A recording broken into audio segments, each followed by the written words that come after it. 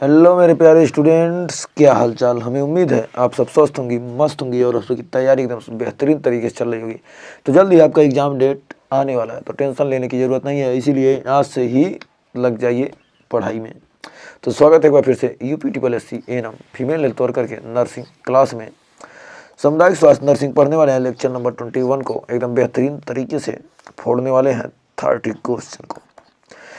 तो पिछले वर्ष के पूछे गए मोस्ट इंपॉर्टेंट क्वेश्चन को लेकर हाजिर हैं। तो आइए शुरुआत करते हैं, समय न बर्बाद करते हुए। यूपी एनम, बिहार एनम या किसी भी स्टेट एनम की तैयारी कर रही हैं तो आपके लिए सेशन बहुत ही शानदार होने वाला है। तो इस सेशन अच्छा लगे तो सेशन को लाइक, शेयर और चैनल पर पहली वीडियो किए तो सब्सक्राइब करना मत भूलिएगा। तो आइए शुरुआत करते हैं सेशन की। तो 30 क्वेश्चन करेंगे। इन 30 क्वेश्चन के आंसर देने की कोशिश कीजिए। लास्ट में कम से कम कमेंट में जरूर बताइएगा कि आपके कितने क्वेश्चन सही हुए हैं। तो आइए शुरुआत करते हैं। फर्स्ट क्वेश्चन का जननी शिशु सुरक्षा कार्यक्रम के अंतर्गत नवजात शिशु को कौन सी सेवाएं दी जाती हैं? टीकाकरण और पोषण, केवल दवाइयाँ, केवल आर्थिक सहायता या केवल जांच? तो कह रहा है जननी सुरक्षा कार्यक्रम के अंतर्गत नवजात शिशु को कौन सी सेवाएं दी जाती हैं? तो कौन सी सेवाएं दी जाती हैं? तो हमारा ऑप्शन नंबर ए हो जाएगा टीकाकरण और पोषण। तो बढ़ते हैं आगे।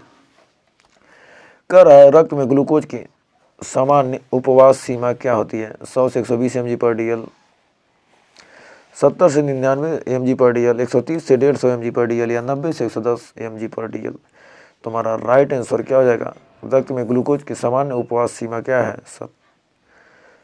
ऑप्शन नंबर बी 70 से 99 mg/dl। क्या किसकी मात्रा? ग्लूकोज की सामान्य सीमा।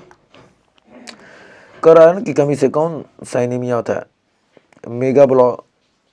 मेगालोब्लास्टिक, सिकल सेल या आयरन डेफिशिएंसी या एप्लास्टिक? तो आयरन की कमी से कौन सा एनीमिया होता है? तो आयरन की कमी से होने वाला कौन सा एनीमिया है? ऑप्शन नंबर सी हो जाएगा आयरन डेफिशिएंसी। तो बढ़ते हैं आगे। किस अंग का कार्य शरीर में विषैले पदार्थों को बाहर निकालना? यकृत, फेफड़े, त्वचा, वृक्क या किडनी?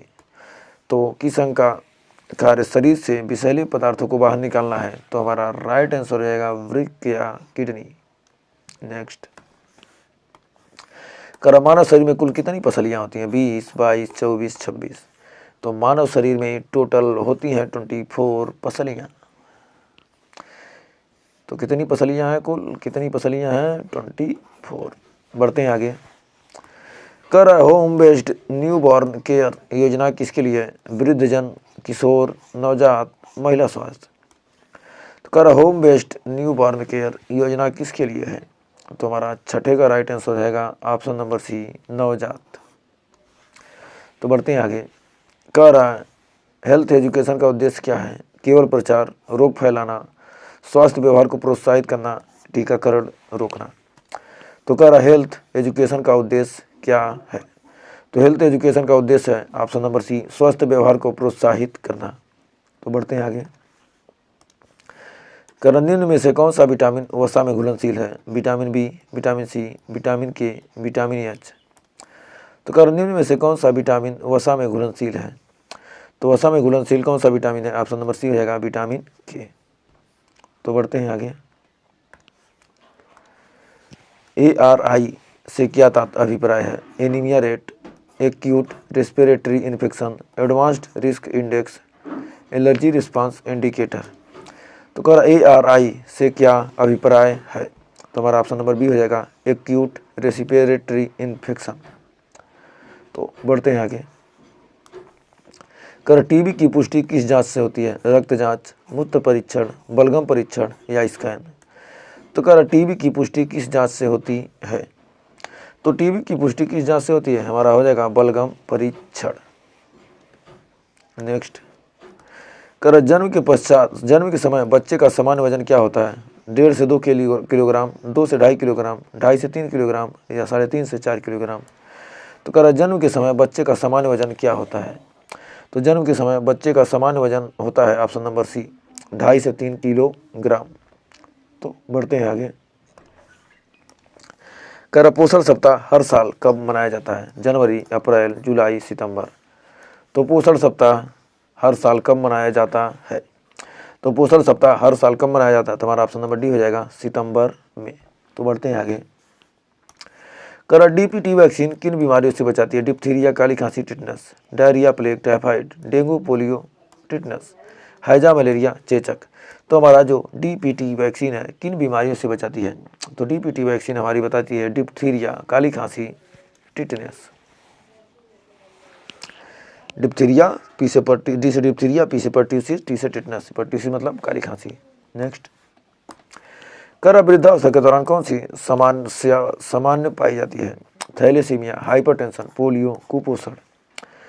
तो कह रहा है वृद्धावस्था में कौन सी समस्या सामान्यतः पाई जाती है? हाइपरटेंशन। नेक्स्ट, कर स्कूल स्वास्थ्य कार्यक्रम के अंतर्गत बच्चों की जांच कौन करता है? ग्राम प्रधान, शिक्षक, स्वास्थ्य कार्यकर्ता, माता पिता। तो स्कूल स्वास्थ्य कार्यक्रम के अंतर्गत बच्चों की जांच कौन करता है?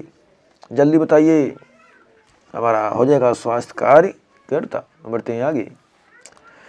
कर किस बीमारी को साइलेंट किलर कहा जाता है? कैंसर, HIV, हैजा, उच्च रक्तचाप।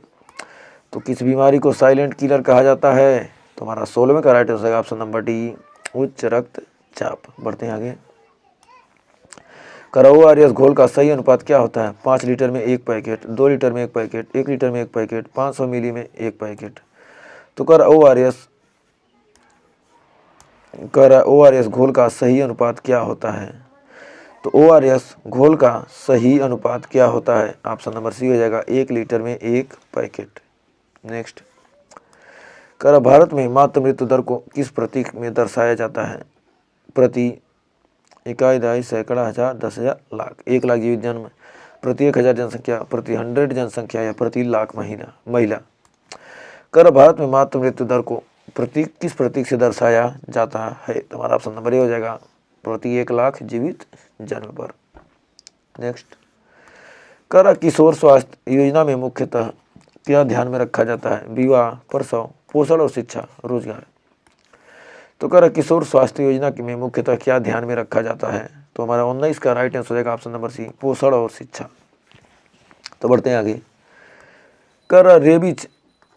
रेबीज का टीका किस स्थिति में लगाया जाता है? डायरिया में, कुत्ते के काटने पर, सर्पदंश में या मलेरिया में। तो कह रहा है जो हमारा रेबीज है इसका टीका किस स्थिति में लगाया जाता है? तो हमारा ऑप्शन नंबर बी हो जाएगा कुत्ते के काटने पर। बढ़ते हैं आगे। PNC का पूर्ण रूप क्या है? Postnatal care, pre nursing care, post nutrition checkup या प्राइमरी नर्स काउंसिल। तो PNC का पूर्ण रूप क्या है? तो हमारा ऑप्शन नंबर ए हो जाएगा पोस्ट नेटल केयर। तो बढ़ते हैं आगे। मातृ एवं शिशु मृत्यु को रोकने के लिए कौन सा टीका आवश्यक है? OPV, TT, MMR, HB, HIV। मातृ एवं शिशु मृत्यु दर को रोकने के लिए कौन सा टीका लगाया जाता है? तो हमारा राइट आंसर हो जाएगा option number B, T. Next,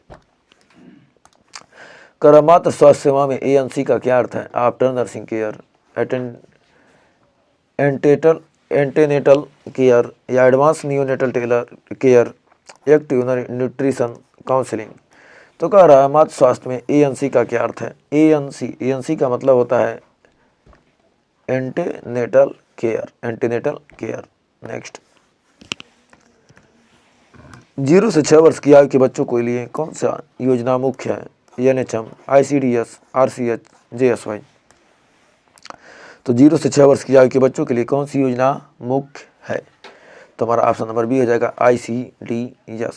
तो बढ़ते हैं आगे। नवजात की त्वचा पर नीला रंग किसका संकेत है? संक्रमण, जॉन्डिस, साइनोसिस या स्वस्थ अवस्था। तो नवजात शिशु की त्वचा पर कौन सा रंग? नीला रंग किसका संकेत है? तो नवजात शिशु की त्वचा पर नीला रंग किसका संकेत है? तो हमारा हो जाएगा ऑप्शन नंबर सी, साइनोसिस। तो बढ़ते हैं आगे। नर्सिंग प्रक्रिया का पहला चरण क्या होता है? योजना बनाना, मूल्यांकन, निदान, आकलन। तो नर्सिंग प्रक्रिया का पहला चरण क्या होता है? हमारा ऑप्शन नंबर डी हो जाएगा, आकलन। तो बढ़ते हैं आगे। PHC का पूरा नाम? Personal health care, primary health centre, public health community या प्राइमरी हॉस्पिटल केयर। तो हमारा PHC का पूरा नाम क्या है? प्राइमरी हेल्थ सेंटर, प्राथमिक स्वास्थ्य केंद्र। बढ़ते हैं आगे। कर निम्न में से कौन सा जीवन रक्षक टीका नहीं है? BCG, TT, hepatitis B, vitamin C. तो निम्न में से कौन सा जीवन रक्षक टीका नहीं है? तो हमारा ऑप्शन नंबर डी हो जाएगा विटामिन सी। तो विटामिन सी हमारा हो जाएगा राइट आंसर। तो बढ़ते हैं 29 क्वेश्चन की तरफ। कह रहा है गर्भवती महिला को फोलिक एसिड क्यों दिया जाता है? त्वचा की चमक बढ़ाने, मांसपेशियों के विकास के लिए, जन्म दोषों से बचाने के लिए या वजन घटाने के लिए। तो गर्भवती महिला को फोलिक एसिड क्यों दिया जाता है? तो हमारा 29 का राइट आंसर का ऑप्शन नंबर सी, जन्म दोषों से बचाने के लिए। तो बढ़ते हैं अगले क्वेश्चन की तरफ। तो कह रहा निम्न में से कौन सी स्वास्थ्य टीम का सदस्य नहीं है? एएनएम, आशा, ड्राइवर, लैब टेक्नीशियन। तो कौन स्वास्थ्य टीम का सदस्य नहीं है? कौन सी से क्या स्वास्थ्य टीम का सदस्य नहीं, क्या? ड्राइवर। तो हमें उम्मीद है ये 30 क्वेश्चन आपको अच्छे से क्लियर हो गए होंगे। और 30 में आपने कितने क्वेश्चन सही किए हमें कमेंट में ज़रूर बताइएगा। और सेशन अच्छा लगा तो सेशन को लाइक, शेयर और चैनल पर पहले विजिट किए तो चैनल को सब्सक्राइब करना मत भूलिए, क्योंकि 80% लोगों ने ही क्या किया, सब्सक्राइब नहीं किया। बाकी 20% लोगों ने सिर्फ सब्सक्राइब किया है। तो 20% लोगों ने सब्सक्राइब किया, 80% ने नहीं। आखिर क्यों? ऐसा अंतर क्यों है? तो इस अंतर को कम से कम एक हफ्ते में तो दूर कर ही सकते हैं। 50-50 कर दीजिए, कम से कम 50-50 कर सकते हैं तो ज़रूर कीजिएगा। और बहुत सारा वीडियो देखने के लिए हमारे प्लेलिस्ट में विजिट कर सकते हैं। तो आज के लिए बस इतना ही, मिलेंगे नेक्स्ट वीडियो में। तब तक के लिए टेक केयर।